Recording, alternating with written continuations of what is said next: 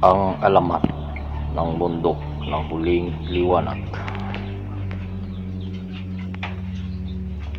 Noong unang panahon, sa isang malayong lupain, may isang napakataas na bundok na hindi kailanman nawawalan ng liwanag tuwing dapit hapon. Habang ang ibang lugar ay unti-unti nang nilalamon ng dilim, ang tuktok ng bundok ay nanatiling kumikislap na tila may gintong apoy. Tinawag ito ng mga tao na bundok ng huling liwanag. Ayon sa matatanda, may isang mabait na dalagang nagngangalang Luningning na nakatira sa paanan ng bundok. Kilala siya sa buong baryo dahil sa kanyang kabutihan. Tuwing may nagugutom, nagbibigay siya ng pagkain. Kapag may nawawala sa kagubatan, siya ang unang tumutulong sa mga paghahanap. Isang taon, dumating ang matinding tagtuyot. Natuyo ang mga bukirin, naubos ang tubig sa mga balon, at unti-unting nawalan ng pag-asa ang mga tao.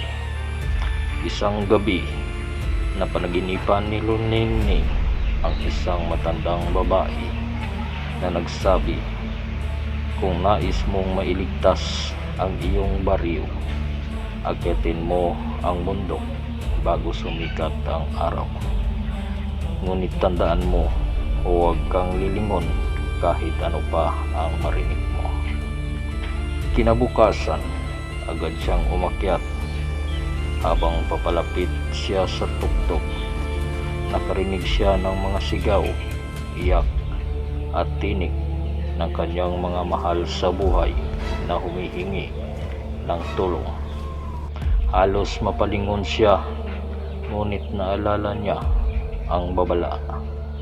Nang marating niya ang tuktok, nakita niya ang isang malinaw na bukal na kumikislap sa parang ginto.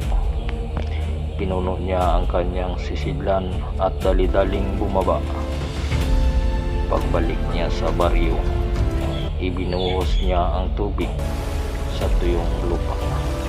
Unti-unting bumalik ang mga bukal. Muling umagos ang mga ilog at naging luntian ang mga bukiri. Bilang gantimpala sa kanyang katapangan at kabutihan, nanatiling nagniningning ang tuktok ng bundok tuwing dapit hapon. Sinasabi ng mga matatanda na ang liwanag na iyon ay paalaala na may pag-asa sa bawat pagsubok, basta't may lakas ng loob at malasakit sa kapwa.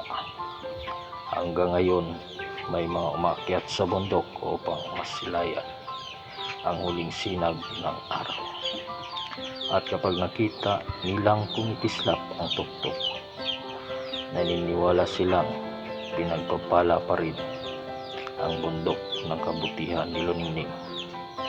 At yan ang alamat kung bakit tinawag itong bundok ng huling liwanag. Maraming salamat.